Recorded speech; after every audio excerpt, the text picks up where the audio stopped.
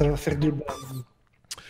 La lettre G. G comme Google. Alors là, je ne sais pas du tout qui va parler. On va parler de Google qui dit bye bye aux intox. Alors, c'est au inbox, pardon, Non, ça m'a vu. non, non. Non, j'ai pas su lire. Donc, Google Oui. dit bye bye à l'application Inbox. Donc, pour Inbox. rappel, Inbox, c'est quoi? C'est une alternative à Gmail Oui. que j'utilise au quotidien et que j'ai mis beaucoup de temps d'ailleurs à apprécier. Mais une fois que je suis passé dessus, et pour de bon, j'ai bien aimé cette interface. Alors, pour ceux qui ne connaissent pas encore Inbox non plus, c'est une application qui ressemble très fortement à une autre application qui s'appelait Boomerang et qui permet, par exemple, de faire de la procrastination.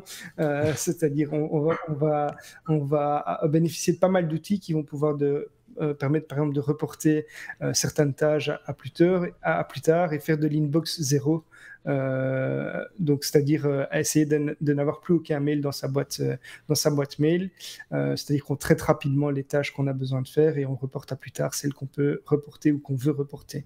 Mais il y a d'autres solutions puisque Inbox permet par exemple d'avoir des propositions de réponse intelligentes.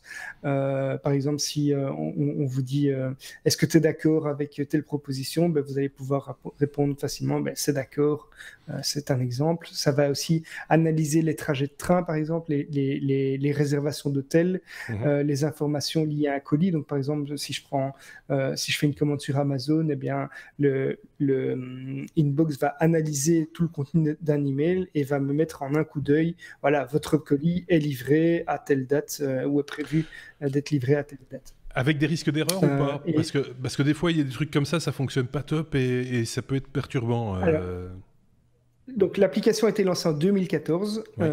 Aujourd'hui, honnêtement, je trouve que ça marche très bien. D'accord. Je trouve que ça marche très bien. Peut-être pas encore avec tout, mais les trucs les plus classiques, je suis parfois surpris. Ça marche assez bien et ça interagit aussi avec Google Calendar et tout ça. Alors, ici, donc pour revenir à la news en tant que telle, ils ont décidé de fermer Inbox en mars 2019. Et donc, en mars 2019, ils vont rediriger tout le monde vers Gmail, qui maintenant bénéficie de la plupart des fonctionnalités d'Inbox dans la nouvelle version qu'ils ont déployée il n'y a pas longtemps. Et le but de Gmail, de Google, c'est de se concentrer sur un seul produit, mais sur base des compétences qu'ils ont acquis et des outils qu'ils ont pu tester, puisque c'était vraiment un labo pour eux au sein d'Inbox. Alors la page de support, ils ont également développé une page de support pour les personnes qui voudraient passer de Inbox à Gmail et qui n'auraient peut-être pas connu Gmail. Il y en a peut-être, je ne sais pas.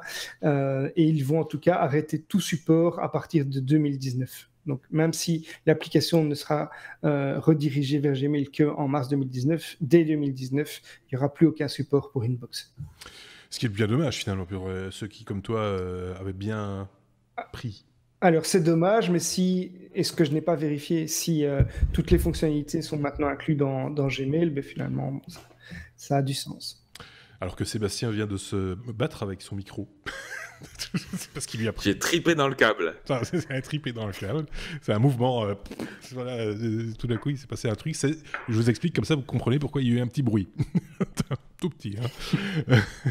Est-ce qu'il y a une alternative à Inbox pour ceux qui, si on ne retrouve pas toutes les fonctionnalités voulues, il y a quelque chose? Alors, il y a des extensions. Il y a des extensions qui fonctionnent sous Chrome qui vont apparemment permettre de faire des choses similaires. Il y a également du code source sous GitHub pour d'autres extensions.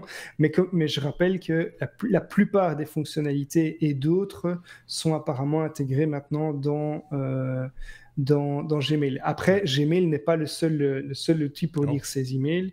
Il y a des tas d'autres fournisseurs de services de messagerie. Mais c'est vrai que moi, j'utilise Gmail. Je parlais des erreurs parce que tu vois, quand tu reçois par exemple un mail de confirmation d'une réservation d'hôtel par exemple par booking.com ou un truc du genre, normalement la notification renseigne aussi tes dates dans ton calendar Gmail. Et par contre, quand tu forwardes un mail, par exemple, tu as réservé pour quelqu'un et que tu lui forwardes le mail, comme ça il a son numéro de check-in, machin, etc., les dates sont pas toujours juste. Moi j'ai eu le cas par exemple où les dates étaient décalées d'un jour par exemple. C'est très perturbant. J'ai pas fait cette mauvaise expérience. Donc, enfin, ça va, je suis pas non plus complètement demeuré, je sais où je vais quand, mais du coup, c'est un peu couillon parce que du coup, tu te retrouves dans ton agenda avec des déplacements qui sont pas prévus, et donc, du coup, si tu te sers bien de tes outils, tu reçois 2 jours avant une alerte, n'oubliez pas de partir à la gare, tu vois, des trucs comme ça, où donc tout débloque, quoi, en gros. Donc, tout ça, c'est très joli, c'est à ça que je voulais en venir, mais il faut que ça fonctionne. C'est un petit peu le principe. Sébastien, je sais pas si tu avais un truc à rajouter ou une... Non, effectivement. Enfin, moi, Inbox, j'avais jamais vraiment accroché parce que j'étais, à l'époque, il y a quelques années de ça, j'étais passé sur Mailbox, je crois que ça s'appelait, Oui, qui avait été racheté par Dropbox entre-temps et puis abandonné. Et là, depuis 1 an ou 2 maintenant, j'utilise Polymail, pour lequel je paye et j'en suis très content. Mais c'est un client lourd, quoi. Donc, c'est juste dispo sur iPhone, sur macOS, sur Windows, tout ce qu'il faut. Et voilà, ça offre à peu près les mêmes fonctionnalités que Inbox, quoi. J'ai l'impression qu'on a de cesse d'essayer de tenter de réinventer l'email tout le temps. C'est un peu ça en fait, alors qu'il y a d'autres outils maintenant qui existent. Ouais. Et voilà. Mais de fait, utiliser maintenant son mail à l'ancienne, quand on parle des fonctionnalités de procrastination qu'évoquait Xavier, c'est vraiment intéressant. Enfin, moi, ça fait maintenant 1 an, enfin même plus, depuis Mailbox, donc depuis 3-4 ans, que je suis en inbox 0 et que tous mes mails que je reçois, que je dois traiter plus tard parce que ça a trait à un rendez-vous, ça a trait à une facture qu'il faut payer à une certaine date, je fais des décalages à des dates précises et ça marche très bien. Et ma boîte mail est vide en permanence. Je ne retournerai plus jamais en arrière. J'y arrive pas encore, ça modifie vraiment, ça modifie vraiment votre façon de gérer vos mails, quoi. Ouais, moi, ça va, j'accumule, gentiment. Je sais pas combien il y en a dans la boîte, il y en a plein.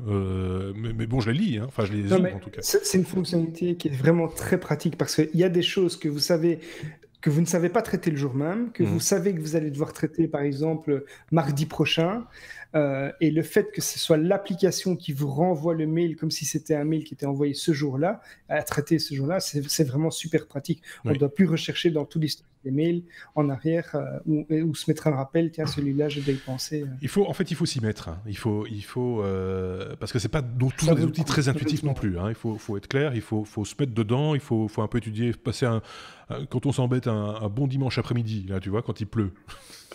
C'est pas compliqué, mais ça demande de prendre.